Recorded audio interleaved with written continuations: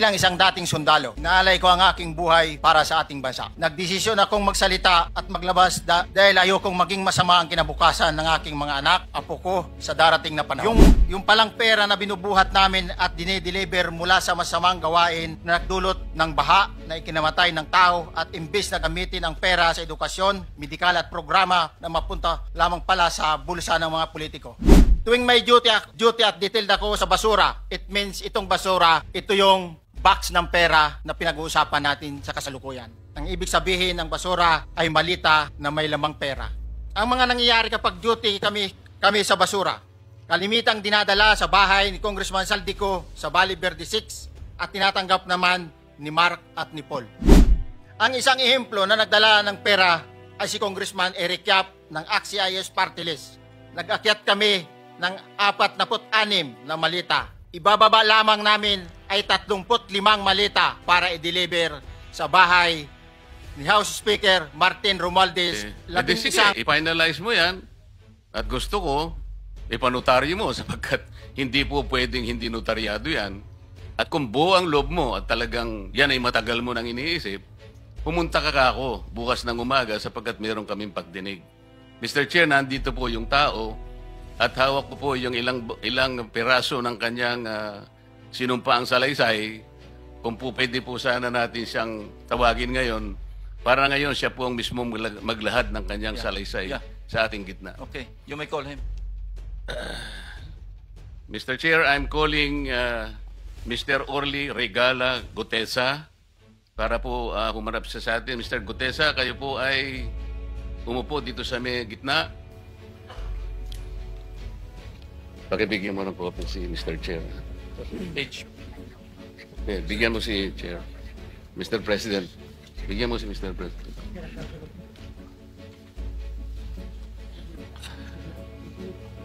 Manatili ka muna nakatayo kasi nunumpa ka.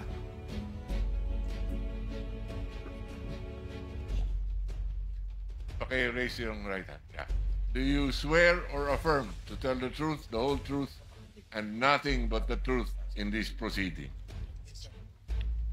Salamat. Take your seat, please. You may proceed. You may continue. Salamat po, Mr. Chair. Mr. Gutesa, kaninang ako'y nagpapaliwanag para ipakilala kita. Narinig mo yung aking sinabi. Yes, Pwede mo bang i-confirm na kung ano yung sinabi ko ay yun nangyari kahapon? I confirm, Your Honor. Salamat po. At ngayon po ay hawak ko nga ang inyong sinumpaang salaysay na nung draft ito ay binasa ko. Ganun din nga po at wala namang pagbabago. At gusto ko lamang pong sabihin ninyo na mayroong pirma sa ibabaw ng pangalang Orly Regala Gutesa. Kayo po ba ang nagpirma nito? I confirm, Your Honor. At gaya po ng sinabi nyo sa akin kahapon, voluntaryo ninyong ginawa ito at wala namang namilit sa inyo. At katotohanan yan, ako nga po ay ininyayahan nyo para makita ko yung inyong salaysay. Yes, Your Honor. Ito po, ipinanotaryo ninyo. Nakikita ko rin po. Sa Senate Blue Ribbon Committee, Senador Ping Lacson, sir. At sa iba pang member na nandito po. Ako po si Orly Gutesa, may asawa, nasa tamang edad, Pilipino. Makatapos makapanumpa na ngayon sa umiiral na batas ay nagsasaad at naglalahad ng gaya ng mga sumusunod. Ako po ay lumabas upang magsalita sa isyu na ito. Bilang isang dating sundalo, inaalay ko ang aking buhay para sa ating bansa. Sa pagkakataong ito, nagdesisyon akong magsalita at maglabas dahil ayokong maging masama ang kinabukasan ng aking mga anak, apo ko sa darating na panahon. Ayoko pong naririnig ko at napapanood ko sa pagdinig ng Blue Ribbon Committee at ngayon ko po napagdugtong-dugtong yung naging partisipasyon ko po sa anomalya at korupsyon na ginawa at lumalabas sa hearing na ito. yung palang pera na binubuhat namin at dinideliver mula sa masamang gawain na nagdulot ng baha na ikinamatay ng tao at imbis na gamitin ang pera sa edukasyon, medikal at programa na mapunta lamang pala sa bulsa ng mga politiko. Mabigat po sa akin magsalita dahil may pamilya ako. 4 ang anak ko, nag-aaral pa. May asawa ako at nangangalaga sa aking mga anak at marami akong kasama sa operasyon na may kinalaman sa ibabahagi ko sa inyo. Nagtatrabaho lang po kami ng mga kasama kong sundalo sa Philippine Marines. Huwag sana isipin na aking mga kasama na nagtatraidor ako. Ako sa aming trabaho at pinagsamahan dahil pari-parehas kaming may pamilya at gusto lang naman naming ayusin ang kinabukasan ng bawat isa. Wala akong iniisip na kapahamakan para sa kanila bagkus ang gusto ko lang maayos ang kinabukasan ng bayan at lahat kami. Noong December 5, 2004, na-hire ako bilang security consultant sa Ako Bicol Party List or AKB kay Congressman Saldico. At nasimula ng duty ko kay Congressman Saldico. Bawat umaga, nagre-report ako sa BGC sa Horizon, sa Bonifacio Global City, kung saan nakatira si Kong Saldico. Tuwing may duty at detailed ako sa basura, it means itong basura, ito yung box ng pera na pinag-uusapan natin sa kasalukuyan. Mr. Gutesa, mag-stick ka lang sa binabasa mo. Huwag ka nang nag-a-adlib. Kung ano yung nandito, basahin mo lang. Yes, Your Honor. Tuwing may duty detail ako sa basura, pumupunta kami sa 28 Ladybug Corner, Dragonfly, Valle Verde 6, Pasig City. Tagabuhat lang ako ng malita ng basura. Ang ibig sabihin ng basura ay malita na may lamang pera. Ang bawat malita ay may lamang humigit kumulang 48 million pesos. Ang bawat malita ay may push-it na nakadikit na nakasaad kung magkano ang laman ng bawat malita.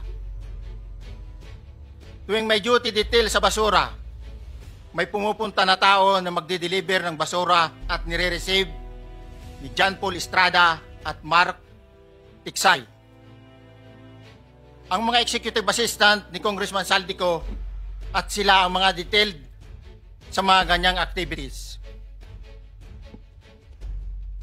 Ang mga nangyayari kapag duty kami sa basura, kalimitang dinadala sa bahay ni Congressman Saldico sa Valle Verde 6 at tinatanggap naman ni Mark at ni Paul at inilabas ang laman para bilangin. Ang isang ehemplo na nagdala ng pera ay si Congressman Eric Yap ng AXIS Party List.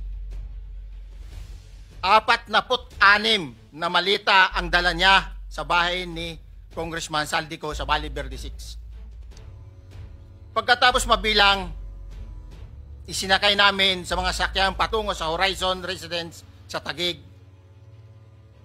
At dumiretso kami sa basement upang may baba ang nasabing basura. Bago ibaba ang nasabing basura, ito... Merong napuputol sa binabasa mo eh. Huwag kang magmadali. Huwag kang magmadali. Naputol na... Ulitin mo yung paragraph 20.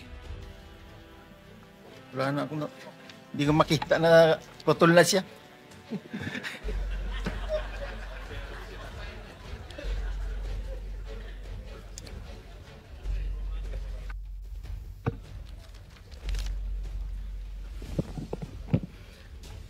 Pagkatapos, mabilang ang sinasakay namin sa mga sakyang patungo sa Horizon Residence, Taguig.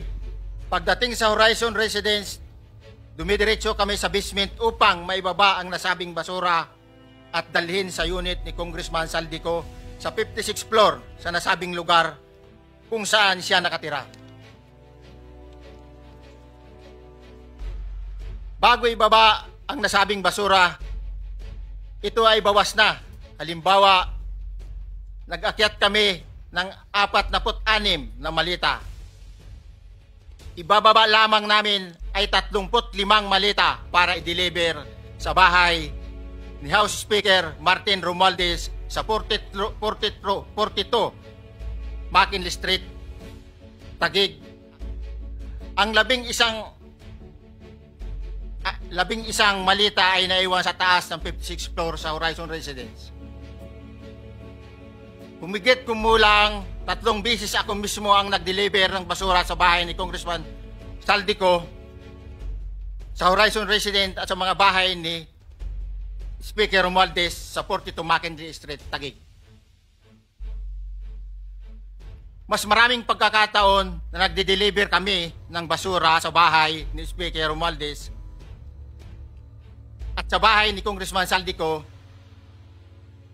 dahil iba-iba kaming mga nakadetailed na close-in, backup at advance party na nagkakaroon ng rotation. Sa huli, ako po ay nagnanais na mapasailalim sa Witness Protection Program dahil alam ko po na nanganganib ang buhay ko at ang aking pamilya sa ginawa kong paglalahad na ito. Sa katotohanan na ang lahat ay nilagdaan ko, ang salaysay na ito ay kusang loob at walang anumang pamimilit at bunsod lamang ng hangarin matulungan ang ating bansa. Ito po ay nilagdaan ko, Your Honor. Thank you, Orly. Before you proceed, meron